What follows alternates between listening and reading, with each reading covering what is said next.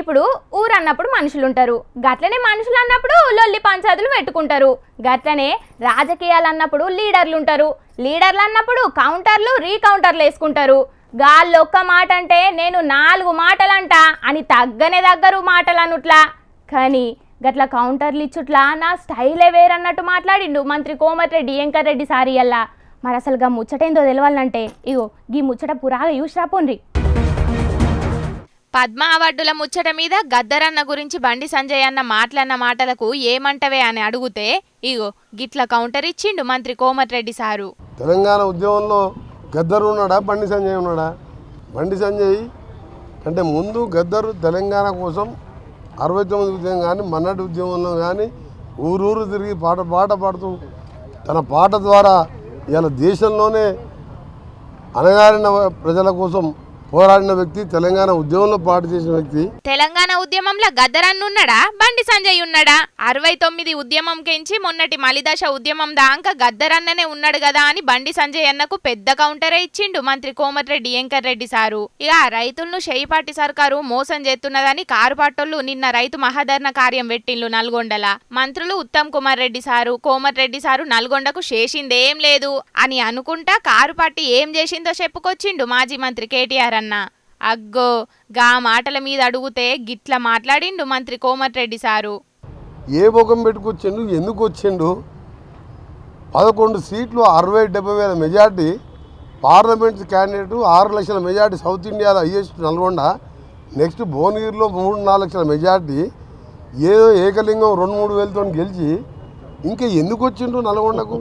ఆనకంటే ముందు ఎమ్మెల్యే కాకమంటే ముందు NSP youth Congress నాయకునిగా మా నాయన ఎమ్మెల్యే కాదు, ట్రాన్స్పోర్ట్ మినిస్టర్ కాదు, డిప్యూటీ స్పీకర్ కాదు, ప్రజల్లో ఉండి ప్రజలతో నుండి యూత్ కాంగ్రెస్ ఎన్ఎస్పీ నాయకునిగా సొంతంగా కాంగ్రెస్ పార్టీ టికెట్ ఇస్తే ప్రజానాయకుడు యువ నాయకునిగా ఉండి ప్రజలతో నుండి ఎమ్మెల్యే అయినా నా మీద విమర్శిస్తావు. కేటీఆర్ నువ్వు, హరీష్ రావు, కోమటిరెడ్డి వెంకటరెడ్డికి కాలి గోటికి సరిపోరు. నువ్వు ఆయన కేసీఆర్ అల్లుడని చెప్పి ఆయన లీడర్ అయ్యిండు, నువ్వేమో కేసీఆర్ కొడుకని లీడర్ అయినావు. మా నాయన ఏం చేస్తాడు? వ్యవసాయం చేసుకుంటాడు. ఎట్లయినా నేను 5 సార్లు ఎమ్మెల్యేకి ఒకసారి ఎంపీగా, నువ్వు మొన్న నీ ఎందుకు పార్లమెంట్ ఎన్నికల్లో నా కాన్ఫిడెన్స్ నేను 1 గంట కూడా ప్రచారం చేయలే, 60 వేల మెజార్టీ వచ్చింది మా రఘువీర్ రెడ్డికి. నువ్వు సిరిసిల్లలో 10,000 కోట్లు అభివృద్ధి చేసుకున్నావు కదా, 6,000 మైనస్ ఎందుకు వచ్చింది? 6,000 బండి సంజయ్కి లీడ్ ఎందుకు వచ్చింది? బీజేపీతో కుమ్మకైనావా, లేకపోతే ప్రజలు నీ ముఖం చూడలేక వేరే పార్టీకి ఓటేసినా?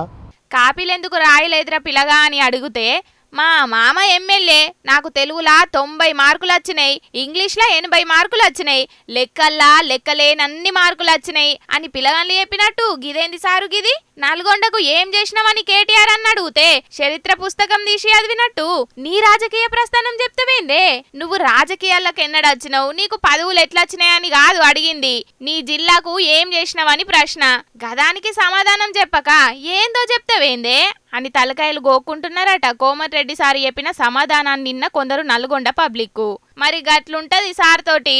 కానీ ఏం చెయ్యందే గిన్ని మలకలు గెలుచుకుంటూ అత్తున్నాడు అనుకుంటున్నారా? పబ్లిక్ కు ఏం పని లేక దేనికో ఆశపడి ఓట్లేసిండు అనుకుంటున్నారా? పనులు వేసిండు కాబట్టే కోమటిరెడ్డి సారు గిన్ని మలకల గెలిచిండు అని కారు పార్టీకి కౌంటర్లు ఇస్తున్నారు షెయ్యిపాటోళ్ళు.